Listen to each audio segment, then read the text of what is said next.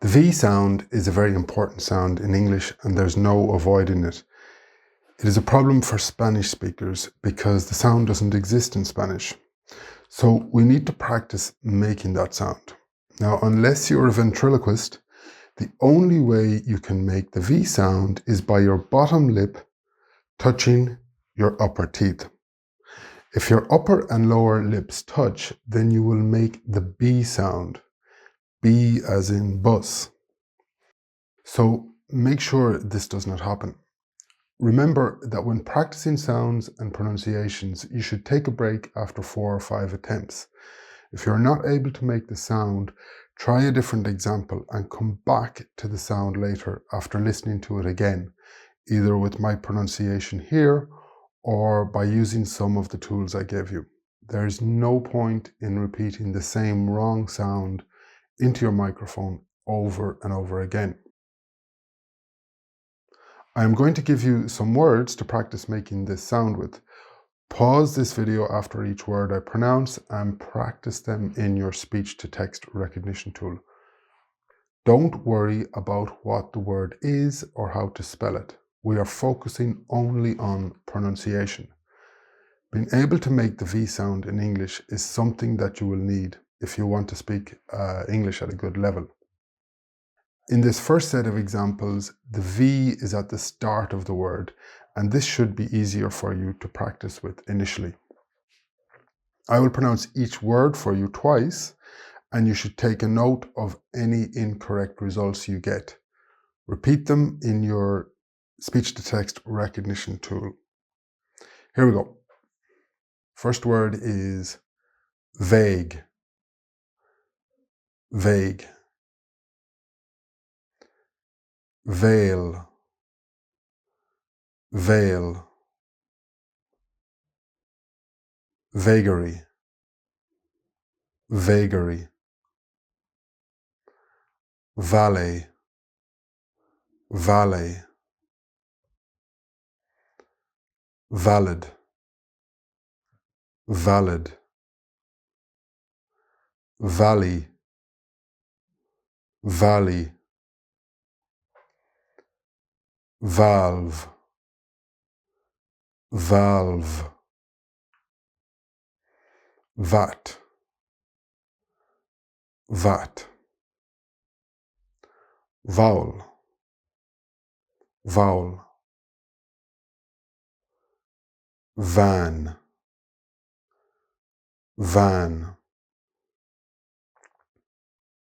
Now, I have deliberately chosen those words because if you don't make the correct sound and pronounce a B instead, then another word will appear on your speech-to-text recognition tool.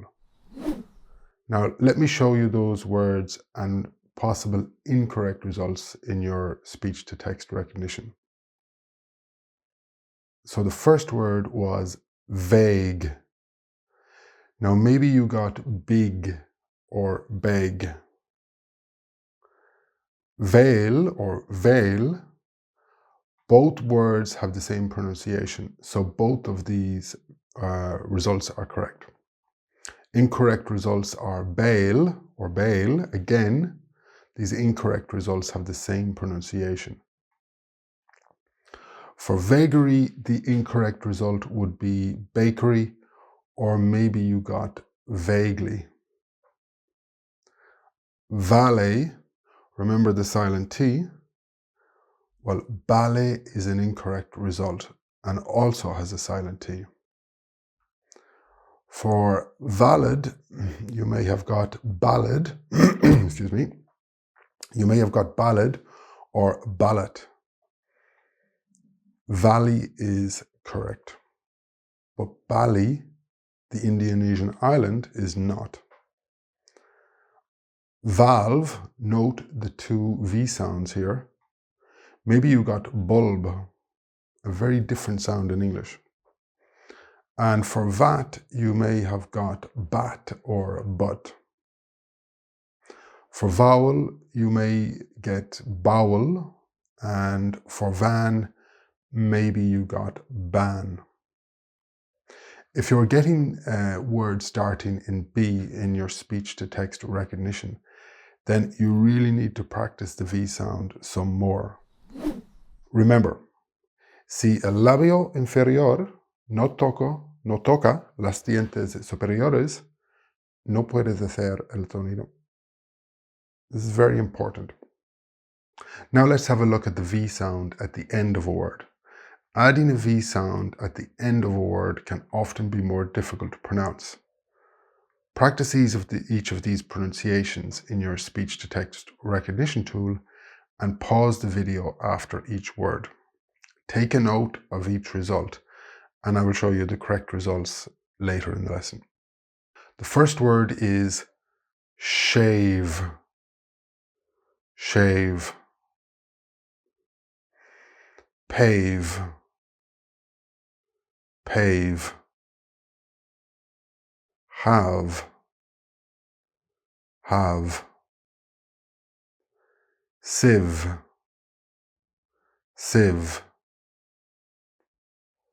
Glove. Glove.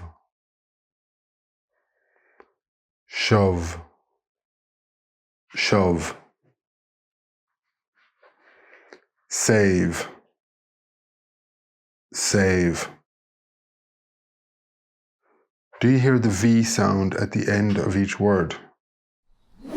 So the words I was pronouncing and the results you hopefully got in your speech-to-text recognition were shave. Note the sh sound. Pave, have, sieve, glove, shove, save.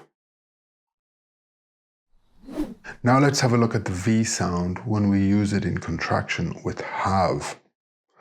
This is a very common sound in English, and we use it a lot when using contraction. Once again, listen, pause, and practice these in your speech-to-text recognition. First word is I've. I've. We've. We've. They've. They've. Should've. Should've. Could've. Could've. Must've. Must've. The words I was pronouncing were I've, we've, they've, should've, could've, must've. Now let's put these words into sentences for you. I've been to Paris recently. We've missed the bus. They've been here for ages. I should have called you yesterday. I could have gone with you. She must have got lost. Practice those sentences in your speech-to-text recognition, and if the correct result does not appear, then you need to spend more time practicing.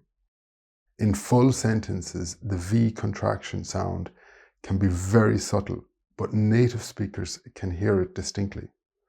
Of course, there's no need for you to speak with the contraction, but if you can make the sound, then you will be able to hear it easier, and hearing and understanding it is very important. Now let's take a look at two little words that non-native speakers usually pronounce the same way, and that is with an F sound. However, only one of them has a F sound. Off and of. One has a strong F sound and the other has a strong V sound. Notice also that the vowel sounds are different. Can you tell which one has the F sound and which one has the V sound? Practice them and make sure your speech-to-text recognition tool gives you the right word. It should be very accurate with this. Now, try to guess the order of the two words I am pronouncing. Off, of. of, off, off. Here they are. If you make a mistake between the pronunciation of these two words, then normally it won't be a problem. However, look at this example. You hear of something that is reduced price. Somebody tells you that it's 20% of the original price. You hear off instead of. If it costs €100, then 20% off means it now costs €80. However, 80% of the price means that it now costs €80. That's a big difference. Another mistake can be if you say of course instead of course. These have very different meanings. And another example is half and have. Half is the noun and have is the verb. Note the silent L. Listen to the difference between proof and prove. Again, one is the noun and the other is the verb.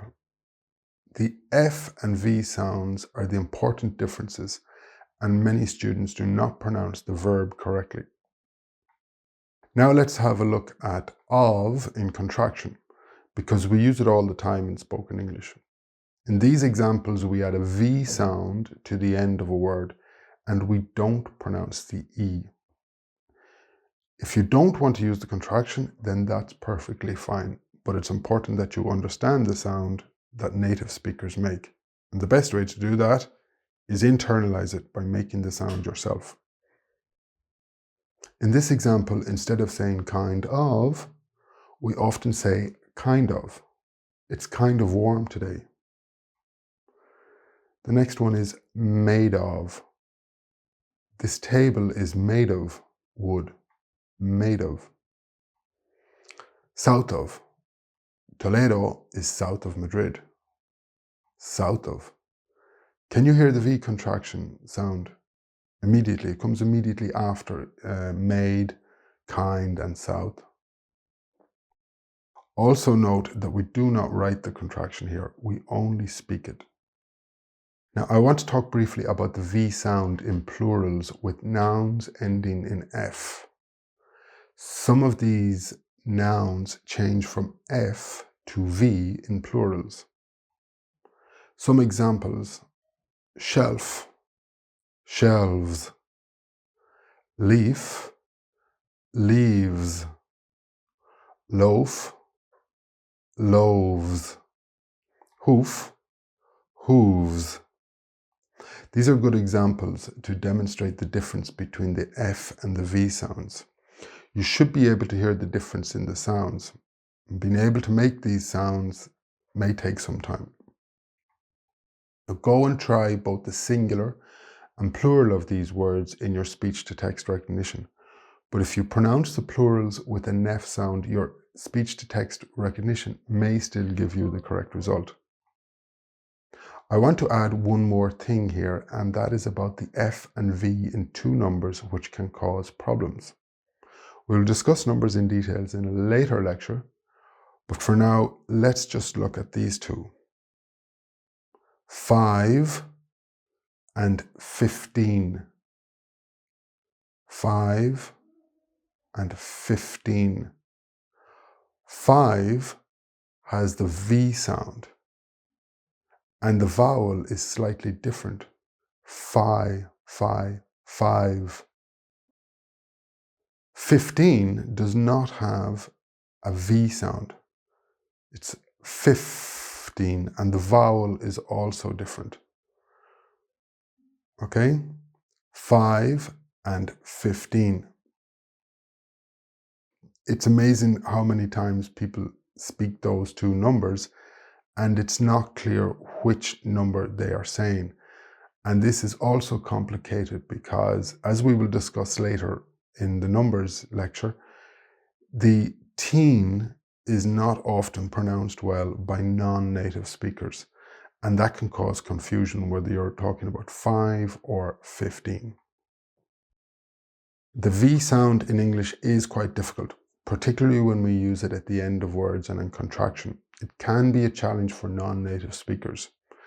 The next time you're listening to two English speakers, make sure to listen for this sound. Come back to this lesson later and practice those V sounds. If you got them right once in your speech-to-text recognition, then well done. Now try to pronounce them correctly every time.